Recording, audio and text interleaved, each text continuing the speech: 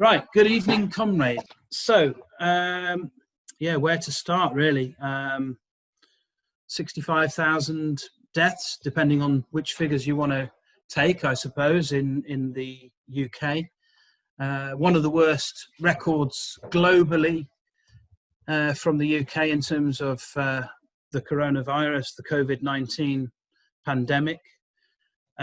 Chaos across the capitalist world, and perhaps that will come out in discussion as to why I've highlighted the capitalist world, because I've been one to follow China's progress with this very closely, and other socialist countries, with a couple of exceptions across the capitalist world, I would say.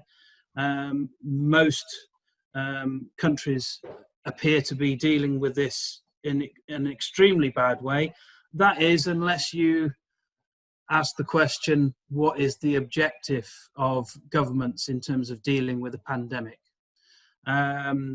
Because on that level, if we have that sort of type of discussion tonight, you might suggest that the Tories' strategy is highly effective.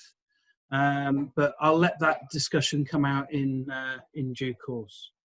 So, an economic depression surely to follow, and well, we know who's going to be asked to pay for that.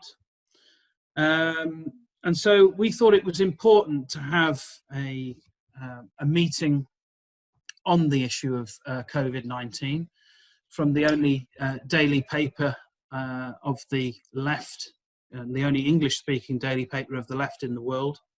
My name's Jim Reekie. I'm the chair of the Morning Star group here in Shropshire. We've held a number of successful meetings over the years that we've been functioning as a Morning Star group here. And this will be our first one on Zoom, and hopefully the first of many, but there's nothing like being in person with people. It's not quite the same, is it? Our main speaker tonight is Oliver Dodd. He's the organizer of the successful COVID-19 Fight Back Facebook page. He's also a political economy PhD student, which takes him to Columbia from time to time, I believe. And he'll do the lead off. I think he's suggested for about 20 minutes. And then afterwards, I think we should have some questions, discussion, and, maybe start sketching out the future after this or during this, whether we think it's going to be going away anytime soon. Again, that will come up in discussion, I'm sure. But, in terms of coordinating and organising the fight back against the inevitable the fallout from this pandemic and health crisis. So, without further ado, I'll hand over to Oliver Dodd. Thank you, comrades. Well, thank you very much for inviting me to do this discussion. A special thanks to Jim and Andy and the Shropshire Morning Star supporters group. It's a really important issue to be discussing, and I hope we can all draw up on our own experiences during this crisis. We're all here to learn from each other, and perhaps the Q&A at the end can be an opportunity to do that. In this discussion, really, what I'm going to go through, I'm just going to go through I'm going to look at how the virus itself was facilitated by capitalism over the long term, and then I'm going to go over more the immediate issues relating to the virus. But it highlights how the coronavirus situation is very much a political and economic issue. It's a health crisis. I don't like to call it the coronavirus crisis, because that seems to detach it from broader class related realities that are going on. So without further ado, I'm just going to talk about how it was historically constructed over the long term, because I think this is a point that needs to be made. It's a point that's not made enough, and I think that's to do with the lack of planning. Capitalism is obviously focused on the short term. When the economy is in the hands of an extremely small number of people, each of who are always pursuing short-term profits. They're only thinking about profits. They're not thinking about human needs or health or such things. They're always trying to focus on the short term. And this doesn't allow us really to prioritize for such a crisis as this, either for a pandemic or just general health issues in society.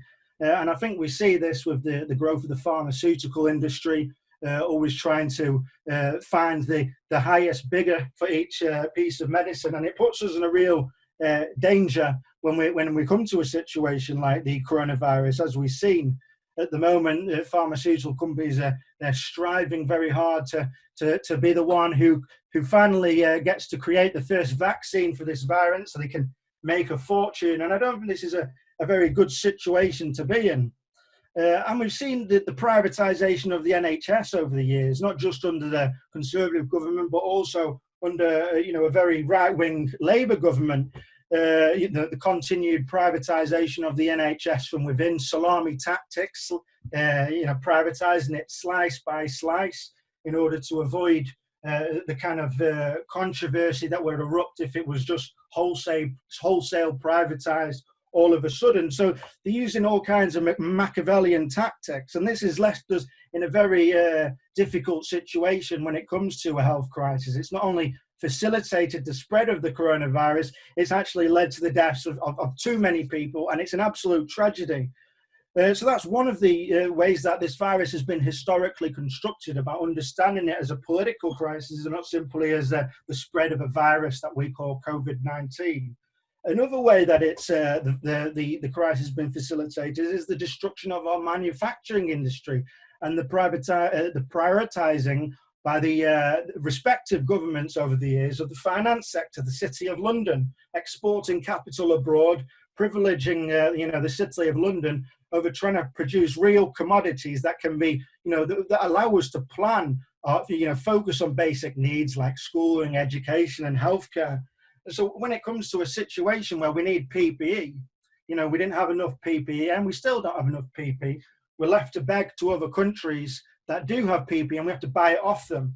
And as a result of the destruction of our manufacturing industry over the years, as a result of neoliberalism, this has actually facilitated the crisis. People say, oh, this is many years ago, but it's absolutely related, because if we had a planned manufacturing industry, we could be restructuring industry right now to deal with any kind of health crisis. But because of what industry is left and isn't left in the hands of privateers, then it's very difficult to do that.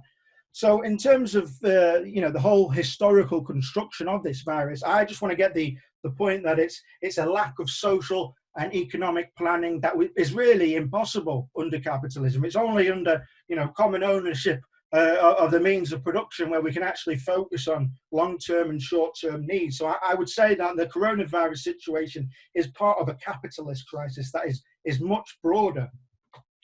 But we can see the class essence, the political nature of the crisis in the way that society has responded, especially the state. I mean, especially in more than my lifetime. I've never seen anything like this in the 30 years that I've been alive, but it's highlighted the contradictions of capitalism in that time like nothing else I've ever seen, and perhaps I never will see.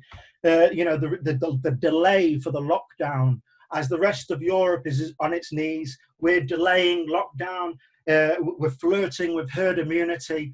And people, the media reports that this is, it's the scientific community. The government is saying we're just listening to scientific community. But herd immunity, it's a value. It's not just a piece of science. It's a value of trying to allow the whole coronavirus to spread through the people, and then the businesses can continue to function. So I think the flirtation with herd immunity for a long time, I think it was 11 days at least, when they were seriously wondering whether to pursue this strategy. And I think we could argue that even now, it's a slow form of herd immunity. We're going to slowly let it go through the population in Britain and open up the economy and try to deal with that way, rather than eradicating the disease, as we've seen in China especially. So any society that was really focusing on basic needs, that wasn't pursuing profit, they would have locked down immediately, and they wouldn't even, not even for a second, try to consider whether herd immunity was a possible option, and certainly, the people wouldn't allow them to, because ultimately the priority wouldn't be profit and all the rest of it. And this class nature has just been highlighted non-stop throughout the entire crisis. The way that we distinguish between a so-called essential worker and then a non-essential worker. I refer to this, the essential worker, as the working class. It's a byword for the working class. Non-essential workers, in other words, people who have money can simply retire to their houses, wait out the infection. But if you need to pay your bills, you can't simply withdraw to your house and not pay. So it's the most vulnerable people in Britain that have been forced to take the biggest risks to face this crisis, and it's been an absolute disgrace how they've been treated up until now. And I'll come on a bit more about that in a bit. But the coronavirus, as I say, it primarily affects working families. It's working families that simply can't afford to, they're subject to having to pay rents and all the rest of it. And so they don't really have any control in this kind of situation, whereas more wealthy people do. So it's a working class. It primarily affects the working class. But we've also got a government that has made it so much harder for working families across the country, because we've got a government that is essentially representing big business. We've got a conservative government that is in bed with big business, that believes in big business. Their favourite word is growth and deregulation. And so this was put, Britain in a very vulnerable situation. And we saw in the December election, one of the biggest disgraces of this entire escapade is how the Tories ran against the Labour Party in December, only a few months ago, really, on the basis that £70 billion of investment in the infrastructure of this country, primarily to help working people. They ran an election on the basis that it would bankrupt the country. They couldn't afford it. There was no magic money tree. And then within days of the coronavirus striking and spreading, the Tory announced a £350 billion bailout to bail out big businesses, to keep money circulating in the economy. After all the people that had needed a pay rise, after all the food banks and all the rest of it, it took them not so long in order to come to the rescue to help business, when really people have been needing a pay rise for a long time. And we also saw in other measures that the government took in terms of paying mortgages, or delaying mortgages rather, whereas people who had to pay rent, they were forced to pay rent. In other words, they were forced to work. They were forced to be the essential workers. And it's no surprise that the government would delay mortgages but not rent. And it's because the government are essentially in bed with the landlords, and they can control the banks. They have a lot of influence over the banks, the mortgages. So these kind of measures, key measures that the government have taken, just highlight the class nature of the entire crisis. There's been some businesses that have been making a killing, not just Amazon, but private healthcare corporations have been making an absolute killing throughout this crisis, been charging the NHS £300 a bed, and this doesn't include renting out their staff, nurses and doctors, for a price tag to the NHS, been renting buildings. And this is going to be a huge problem post-coronavirus, because now these private healthcare corporations become much more intertwined than ever before with government ministers, become much more intertwined than ever before with the NHS, because the NHS has been relying so fundamentally on private healthcare. And it's a battle, actually, that we've been losing in the past and during the health crisis. So I think this is going to be a key struggle going on, really trying to take on the private healthcare sector once and for all, because they're going to be much more competitive and much more influential post-coronavirus. The media, the mainstream media, have played a shocking role throughout the crisis, not asking tough questions, simply repeating what the Tory government has been saying. We're listening to the science. We're only doing what the science says. When what mainstream media should be doing is what the social media, like the Coronavirus Fight Back campaign is doing, and the People's Assembly is questioning the deception and the lies. So the media has to be understood really as being in bed with the government on this, and the medical officer, the chief medical and scientific officers. We've got to remember that they might carry the name of science and they might carry the name of medical officer, but they are appointed by a Tory government.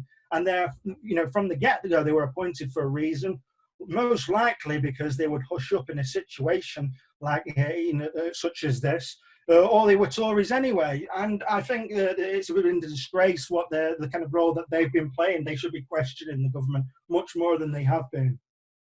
Another thing that's not going to go away, well, unless we fight for it, but one of the major issues is care homes and how some of our most vulnerable people in Britain were essentially depopulated from the NHS and forced into, I've called them before, concentration camps of coronavirus, because that is where the coronavirus is spread more than anywhere else. It's an absolute disgrace. Some of our most vulnerable people have been dying because of government political decisions to just throw people around like they're nothing, and to depopulate the NHS, throw them in care homes that were already reported. There were masses of reports already known that these private owners of care homes, and to call them care homes is really a contradiction in terms, they already knew that they were spreading with coronavirus already when they were depopulated. And some of the staff have been complaining. We've seen care staff being sacked for complaining about not enough PPE. We've seen care staff being told they have to turn up for work and be tested at work, even if they have a temperature. And this is part of the neglect over many years and decades, privatisation, lack of deregulation, the Tories being largely manipulated by the care staff. I mean, Boris had the mistake to criticise care homes recently, put all the blame on the care homes as if they could simply be separated, the Tory government and the care homes, and he paid the price for that. But he's changed his mind, and I'm sure they'll make friends again. Another way we saw the class nature of the situation is in the sense of businesses prioritising non-essential items. In Amazon, Jeff Bezos is now the wealthiest man of the world. He's made a killing out of the coronavirus. He increased his staff by 30,000 when the coronavirus struck. He was taking on the business, that when businesses closed, he was trying to take on the business that other business couldn't make because they had to shut down and take out bailouts. And so he was selling, him and Amazon was selling non-essential items like mouse pads and plant pots, as when they weren't supposed to, when they were told that this isn't happening. Construction, privileged construction sites in some of the wealthiest areas of Britain, like Kensington, still development, still taking place, clearly non-essential, that was being described as essential. And the Tories were clearly ambiguous in what they meant by essential and non-essential. In other words, leaving it to the employer to decide. They have their form of domination over the worker. They can make them go to work. And more recently, we've seen the reactivation, a real slap in the face, the reactivation of universal credit, for the sanctions for the universal credit. It was only weeks ago we were saluting and celebrating essential workers as the bread and butter of the heroes of the country. And now these same people who were celebrating have slapped on the sanctions for the most vulnerable people, trying to force them to do the essential jobs while the coronavirus is still killing hundreds of people almost every day. So it's not gone away. And as a comrade said earlier, it's what we're looking at now is herd immunity, but allowing it to slowly infect. So it's a balance between trying to cater to the big businesses, keep them open, while on the other hand, the strategy is to let it spread rather than go after and eradicate it. And in the past few days, we've also seen further bailouts from businesses. No pay rise for essential workers. Let's forget the essential workers. Yep, they were the heroes a few weeks ago, but they're not heroes any longer, the Boris Johnson and his buddies might say. It's been businesses in the past few days that have been bailed out. It's all about growth, about trying to do business, allow them to be the future and not put any money back into the purses of the people who need it. So one of the big things we really need to be doing, in my view, is fighting for these essential workers, highlighting that we shouldn't leave them behind, and that they were here for us. And we should emphasize it's the working class that have been, who have been abused during this whole thing. And we shouldn't let them get away with supporting business like they've already started to in the past few days.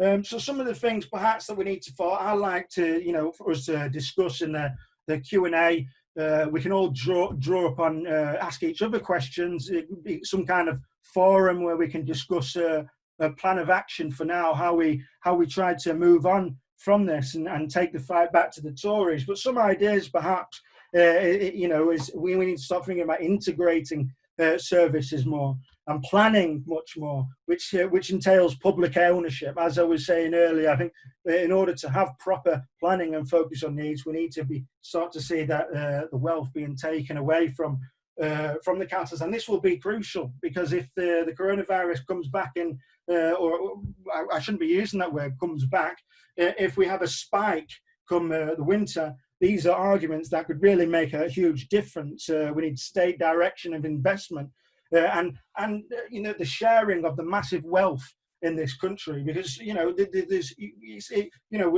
been the working class that have been made to pay, but there's more than enough wealth to go around. 80% of the wealth in this country is controlled by a small fraction of the population. So it's not the lack of wealth, comrades. I think we can really make some of these cases. I'd just like us to talk about things, act as a forum, and let's see what we can do together. Thank you for the time, comrades.